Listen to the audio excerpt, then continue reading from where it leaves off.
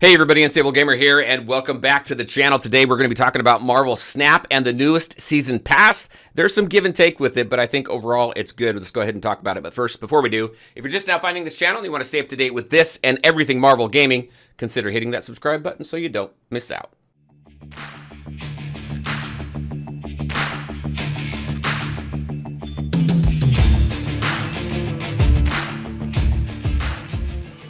All right, and welcome back. So, Marvel Snap. One thing I do want to address really quick for this new channel that I have going on, and you may be curious about where some of the other Marvel content is.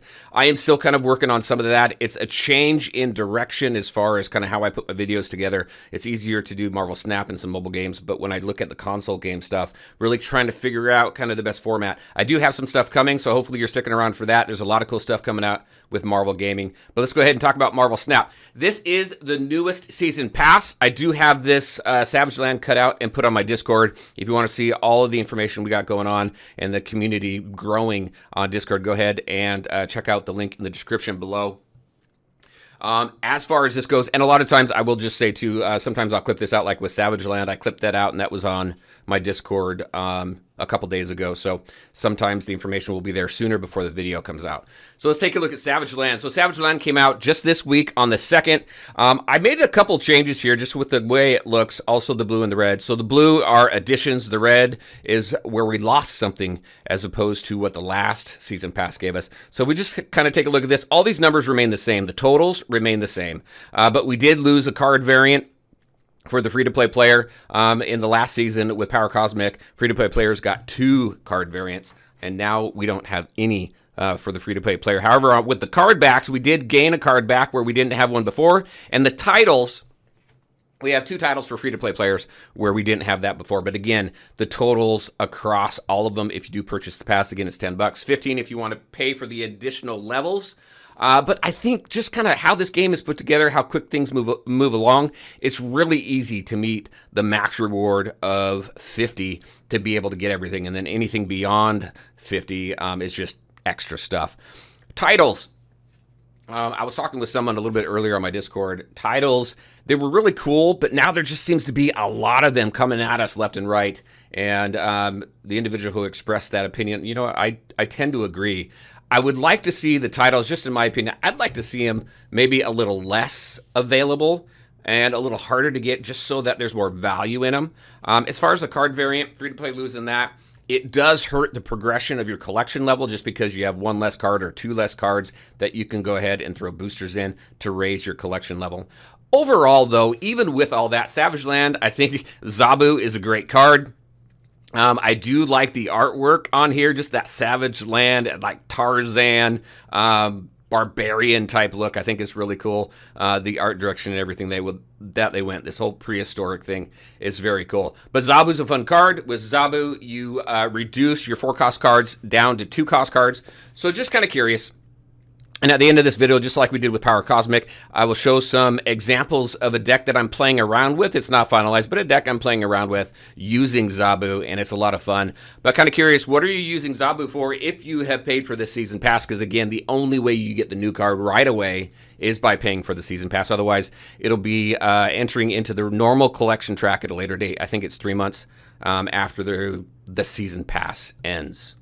I think that's the time frame of it.